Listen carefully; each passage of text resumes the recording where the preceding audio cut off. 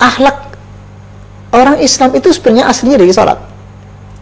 Kenapa? Alladzi yaraka hina taqumu wa taqallubaka fi sajin. Allah melihatmu nak ketika berdiri salat, Allah melihatmu ketika ruku, Allah melihatmu ketika sujud. Kalau Allah melihatku dalam salat, berarti di luar salat pun Allah melihatku terus.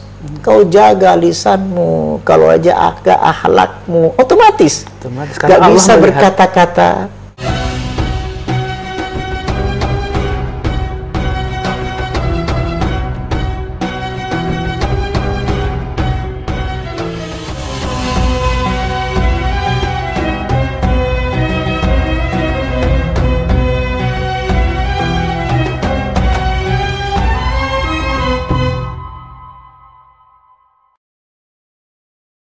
Assalamualaikum warahmatullahi wabarakatuh.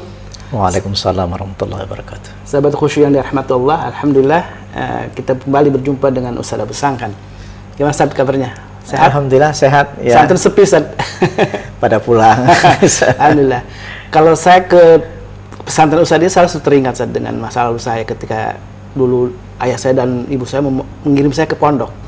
Salah satu tujuannya supaya berakhlak. Dulu di pondok mana dulu ya? Di Garut, San. Di Garut. Salah satu tujuannya itu untuk ya supaya jadi anak yang soleh gitu ya, berakhlak mulia gitu kan. Itu salah satu tujuan anak-anak dikirim ke pesantren. Dan sekarang ini banyak orang tua yang risau daripada mengirim ke sekolah umum, mendingan ke sekolah ke pesantren katanya. Dan ini kan saya teringat juga perkataan Menteri Pendidikan nih sekarang ini yang lagi berusaha ingin mengembalikan pendidikan ke pendidikan ala Ki Hajar Dewantara, budi pekerti gitu, pendidikan budi pekerti. Dan sebenarnya kan kalau pendidikan akhlak itu dalam Islam sudah lama ya dan sudah banyak instrumen syariat ya yang diajarkan oleh Rasulullah untuk mendidik anak-anak berakhlak mulia gitu kan. Salah satunya sholat Ustaz ya. Betul. Dan itu bagaimana Ustaz kaitannya sholat sebagai cara untuk mendidik akhlak anak Ustaz? Saya tidak bikin bingung tentang masalah pendidikan akhlak ini, karena dalam sholat itu sudah inna sholata tanha 'anil fahsya'i wal munkar. Cuman pembahasannya kan mesti harus nyampe. Nah, pembahasan harus nyampe kepada anak itu apa komunikasinya. Orang tahu tentang akhlak itu apa. Kan akhlak itu jangan marah-marah, jangan jalan kalau ada orang mesti harus hormat, kan begitu-begitu kita tahunya kan. Kemudian kalau di jalanan bagaimana, sampai santri kadang dijaga-jagain jangan sampai nakal gitu. Apalagi sekolah SMP dan SMA umum kan gitu, itu sampai di luar bisa tawuran itu. Nah, pada umur-umur segitu kan umur-umur yang sangat rawan sebenarnya. Nah, makanya kenapa orang tua memasukkan anaknya ke pondok. Barangkali di pondok itu bisa merubah perilaku anak-anak. Kan tujuannya itu awalnya itu. Tapi terkadang bisa nggak kita memahami jiwanya anak-anak yang pada saat itu selalu ingin banyak tahu. Kadang ada anak yang dari rumahnya sudah, jadi rata-rata dikasihkan atau barang mentahan. Barang mentahan itu barang belum jadi. Sementara bagaimana kita akan create anak itu menjadi berakhlak seperti apa? Yang jadi masalah orang di rumah. Ketika kita sudah bentuk, bisa nggak pembentukan ini merubah di rumah juga? Misalkan anaknya disuruh kita tahajud, lalu bapak ibunya tidak tahajud. Jadi anak yang tadinya sudah 3 tahun di sini dirusak dalam waktu sehari saja karena melihat orang tua. Memang harus ada kerjasama. Saya bilang, ibu sekalian, kalau kita tidak kerjasama, kita jadi masalah anak kita. Nah, kedua, jangan-jangan anak ini lebih masuk ke dalam lagi dalam jiwanya tentang masalah ilmu ini, sementara di kalangan lain di luar maksudnya itu akan menjadi mengganggu apa tidak gitu. Kok enak ya di luar lebih enak, di sini lebih masalah kan gitu. Nah, masalah terbalik. Bisa jadi pulang dari pesantren malah lebih jahat. Nah, kok bisa gitu? Bisa. Ada pesantren yang ditekan sehingga anak itu jenuh. Tekanan setiap hari yang membuat anak itu menjadi kalang kabut setiap hari, dibangunkan setiap hari, bangunnya dengan bentakan, kadang-kadang diterjang, kadang-kadang bisa ditempeleng, bisa jadi. otak manusia itu yang terletak, yang pertama adalah memori. Tidak memori jelek akhirnya dengan pendidikan. Memori pendidikan syariat. itu, kita bentakan itu masuk bawah sadar. Bangun gitu, bentak. Nah, itu juga akan masuk bawah sadar, sehingga setiap ada dengar salat, nggak usah jauh-jauh deh. Ketika hayya 'alas salat, semua bawah sadar kita langsung ngantuk semua. Padahal panggilan untuk kebahagiaan.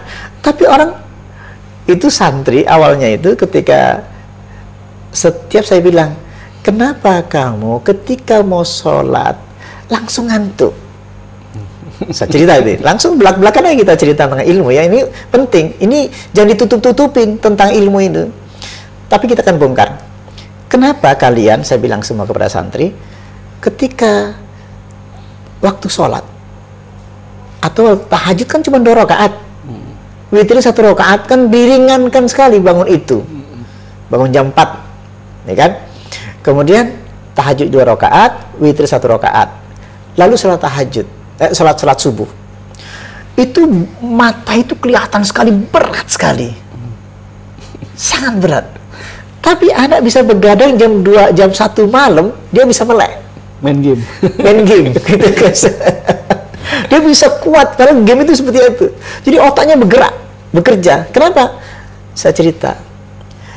Ketika kamu waktu sholat 2 rakaat itu tidak kuat. Betapa hebatnya otak manusia ketika memerintahkan untuk tidur ketika sholat 2 rakaat. Itu anak-anak santri itu ketika sujud bisa nggak balik lagi tuh, masih sujud saja, imamnya sudah salam,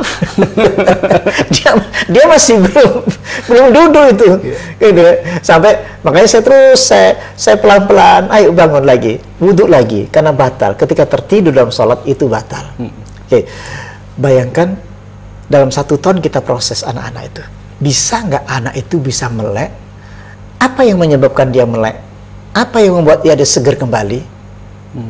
Pertama, memori bawah sadarnya itu yang mesti diisi kembali, ada kenikmatan di dalam rukuk dan sujud. Dimasukkan ganti memori. Memori yang tadinya awal secara bawah sadar, maka ketika dia duduk zikir langsung tertidur. Bahkan begitu assalamualaikum warahmatullah, assalamualaikum warahmatullah, begitu duduk sebentar, subhanallah, itu ngorok. Tapi anehnya begitu dia selesai zikir seger. Wah, hebat nggak? Otak itu bisa memerintahkan dengan mendadak untuk seger. Saya bilang ini nggak boleh main-main. Saya bilang itu, kenapa kalian setelah assalamualaikum selesai, kemudian habis zikir selesai, lalu seger lagi? Saya tanya, saya ajak komunikasi, kenapa seger? Nggak ada Ustadz, seger aja katanya. Oke? Ketika habis kita ngajinya ngantuk. Ketika sudah mulai main, dia seger lagi. Di kamar itu rame. Padahal waktu sholat isya itu ngantuk. Tapi ketika setelah isya kita masuk kamar, mereka seger, rame sekali, seger. Nah, saya biarkan dulu ceritakan. Jadi perintah di otak bawah sadar itu seperti rasa takut.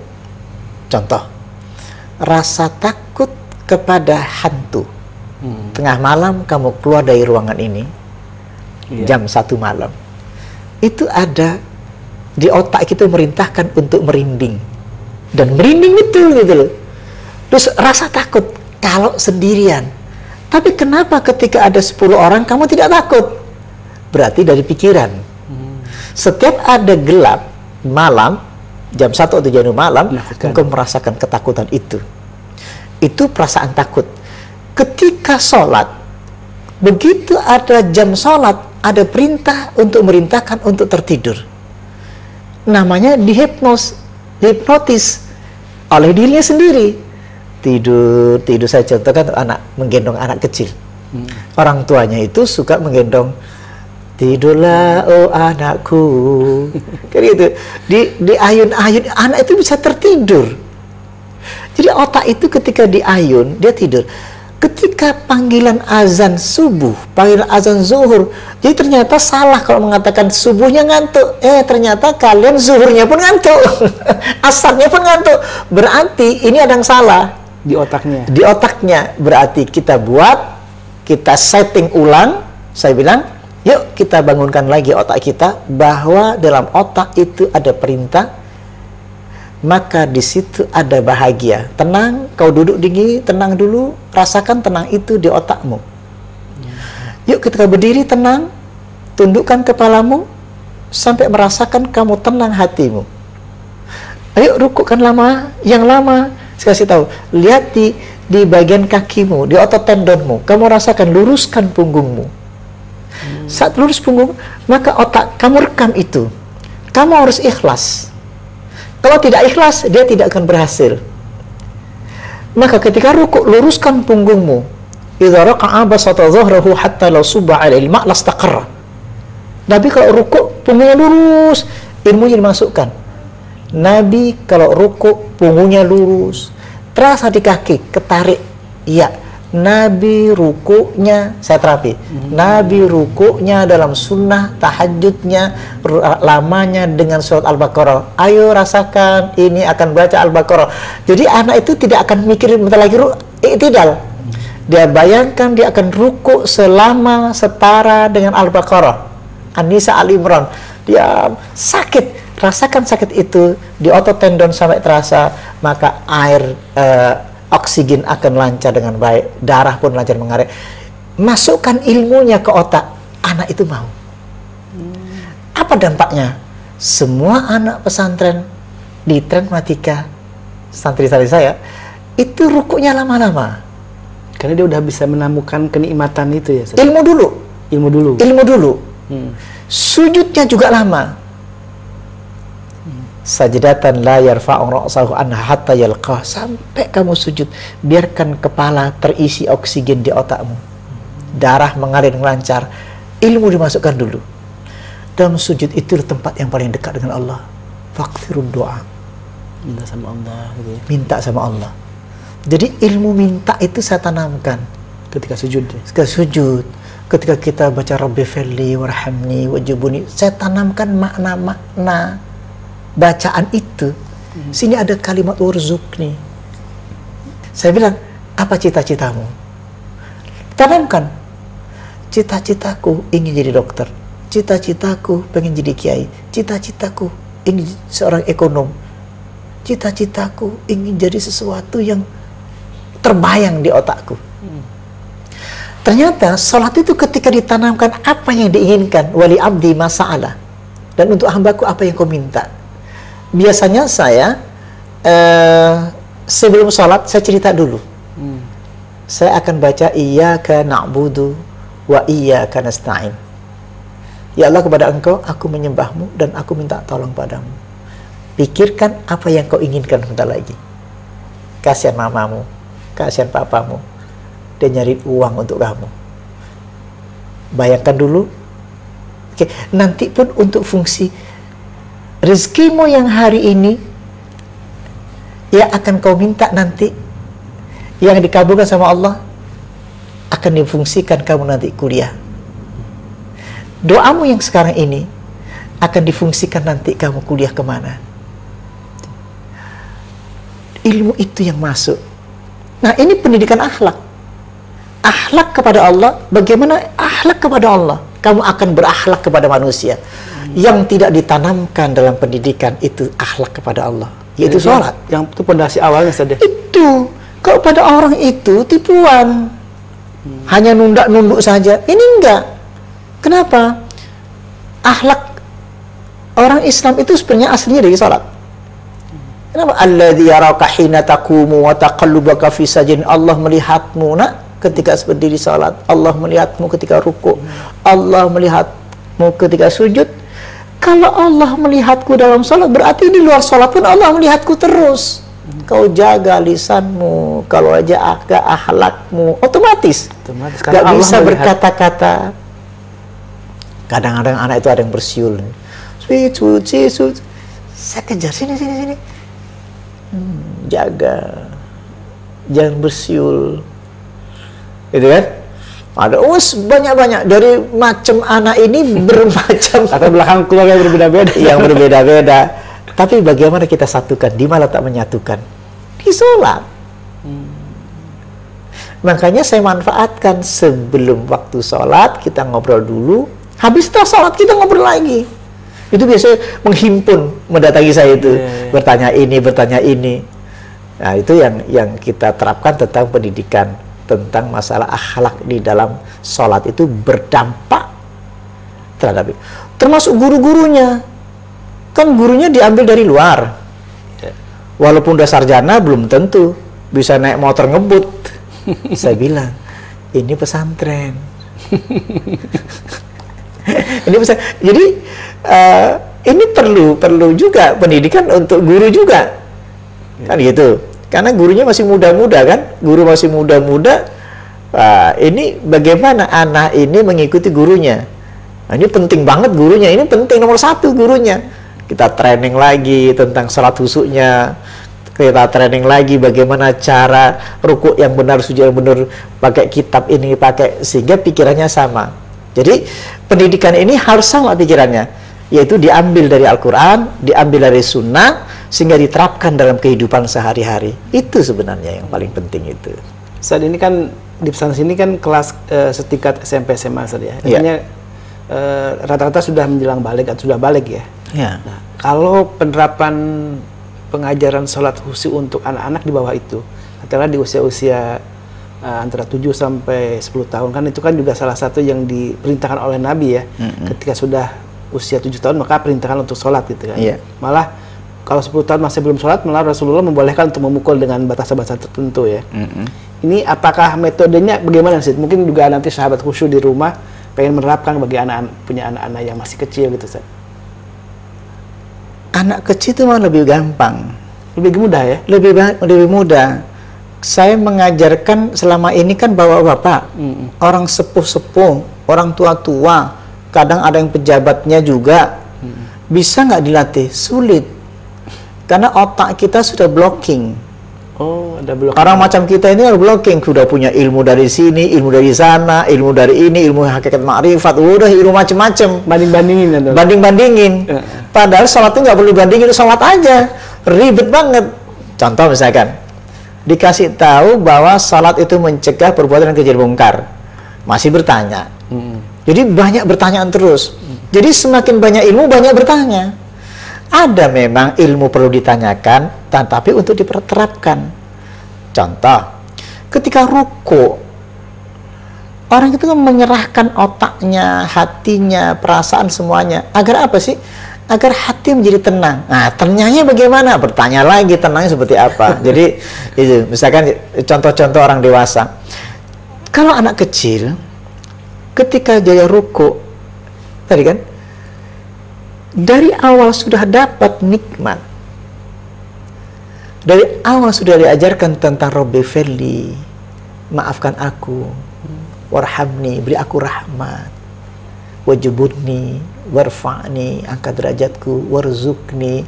Kebayang, warzukni. Anak-anak gampang. Lebih masuk. Wahdini, buka hatiku, beri hidayah. Itu lebih gampang. Biarkan terjemahkan biasa saja. Itu memori itu akan tersimpan dan masuk ketika dewasa. Masya Allah. Itulah. Jadi ketika dihayati pembacaannya itu, justru memori itu akan masuk. Makanya tidak boleh ada pukulan, tidak ada boleh bentakan. Saya cerita kepada anak-anak. Saya memiliki seekor kambing yang baru beli, liar. Saya ceritakan, kenapa si kambing yang tadinya liar itu menjadi sangat jinak. Hanya berapa bulan si kambing itu bisa merasakan sampai ada sentuhan-sentuhan, tidak pakai ikat di lehernya itu. Gak ada kalau orang Madura tampar namanya, apa namanya? Ya? Tali ya. Kalau Madura tampar namanya. Tampar itu tali tampar namanya. Makanya itu harus ditampar. Kalau di kita tampar ditempeleng ya. Nah, itu. Maka pengaruhnya ada, sangat berpengaruh. tanpa diikat pun akhirnya lama-lama dia mencari saya. Si kambing itu bisa ketuk pintu loh. Dia berdiri, dia mau tidurnya di sini. Itu cerita betul. Apa penyebabnya? Sekresi, sentuhan, teori Pavlov. Teori Pavlov mengajarkan bagaimana sekresi air liur biar keluar dari air liurnya. Biasaan gitu ya. Biasaan. Makanya ketika lapar, dia kan keluarkan itu, air liur itu. Gitu ya. Anjing gitu ya. Nah, ketika lapar, dia tidak langsung dikasih daging. Tapi bersamaan itu daging dibunyikan bel. Ting ting ting ting ting ting. Setiap ada bel selalu ada makanan. Kalau di Ancol ada apa? Ikan lumba-lumba itu. Oh iya. Iya kan? Dikasih ting ting ting, itu sama teori Pavlov itu. Maka ini makanan, bukan bunyi-bunyian tapi makanan. Jadi otak dia adalah makan. Setiap ada bunyi ting ting, air liur ngalir. Kalau kita juga pernah ting ting ting ting, bakso, keluar air liur. Dikeluarkan air liurnya. Ketika bunyi itu, maka bunyi yang menghasilkan aliran air liur, dopamin, enkapalin, serotonin, endorfin. Jadi setiap kita merasakan ada bunyi itu, langsung nikmat. Setiap ada bunyi ting ting ting bakso, langsung nikmat. Keluar sekresi itu. Nah, si anjing tadi, teori Pavlov tadi, begitu ada bunyi bel, maka di otak dia adalah makanan. Pasti itu makan. Ting ting ting ting ting, makan. Maka keluarnya itu sama dengan kita kebalik. Hayya 'ala shalah, pasti capek. Ngerti maksudnya? Capek. Aduh, ngantuk. Langsung yang keluar bukan makanan, bukan sekresi tenang, bukan sekresi bahagiaan, tapi sekresi kepenatan. Kam min qa'imin hawdhuhu min sholati at-ta'abu wan nasab. Berapa banyak orang dapat sekresi capek, penat. Apa?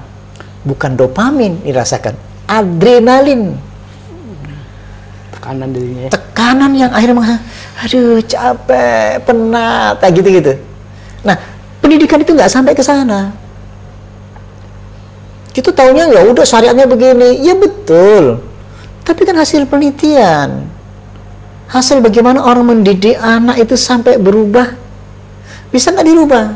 Makanya saya bilang banyak orang bisa susah dirubah, walaupun udah dewasa, susah. Karena otaknya yang belum dirubah ya. Jadi bisa nggak?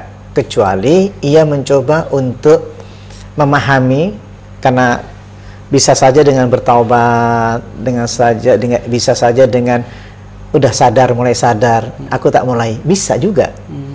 Sampai ketika orang sudah dewasa kadang-kadang diajak ngomong santai kayak gitu. Makanya ini memang harus diajak ngomong santai, baru dia sadar, langsung refleksnya kembali. Insya Allah bisa itu. Jadi istighfar itu sebenarnya membuang masalah. Iya. Makanya kan kenapa wadhkur rabbaka fi nafsika tadarruan wa khifatan wa dunal jahri minal qawli bil ghuduwi wal asal. Kita tutup dengan ayat ini. Wadhkur rabbaka fi nafsika. Sebutlah nama Tuhanmu dalam jiwamu, bukan lisanmu. Melalui jiwamu yang paling dalam. Jadi wadhkur rabbaka fi nafsika tadarruan, tadarru. Kalau ini tadarru itu berarti dalam banget. Wa khifatan, dengan perasaan takut, takut itu dalam banget. Wa dunal jahri, dengan tidak mengeraskan suaranya. Karena apa? Yang mau dipakai yang di dalamnya. Bisa nggak itu mengangkat, disimpan di otak itu dalam memori? Bisa. Dengan tidak mengeraskan suaramu, lirih-lirih. Bisa. Yang kita coba ya, zikir. Nah itu masuk ke otak, disimpan oleh otak, pengalaman baru, sebuah zikir yang menenangkan yang disimpan di memori kita. Maka ketika Allahu Akbar, rasakan, terasa tenang itu dari memori. Nah sekarang banyak memori, banyak. Uzkurullah zikran katsira, uzkurullah zikran katsir. Bolak-balik, ingat Allah sebanyak-banyaknya, ingat Allah sebanyak-banyaknya. Akhirnya apa? Memorinya mengisi memori tenang terus-menerus. Allah tenang. Begitu Allah langsung tenang. Harus punya pengalaman batin. Dan untuk anak kecil lebih mudah karena memorinya Bisa. belum banyak. Belum banyak, enak, langsung kasih tenang. Langsung ke situ nah, Lalu sujudnya enak, udah bilang, banyak unik-unik laporan dari orang tuanya mengatakan anakku sholatnya lama-lama semua. Iya. Malah orang tuanya ya tuh. Gitu aja barangkali ya. Mas Ustaz, jazakallah khairan. Jadi sahabat khusyuk yang dirahmati Allah, tadi kunci yang disebutkan oleh Ustaz itu menarik karena harus ada sinkronisasi Ustaz ya, antara pendidikan di sekolah di pesantren dengan di rumah.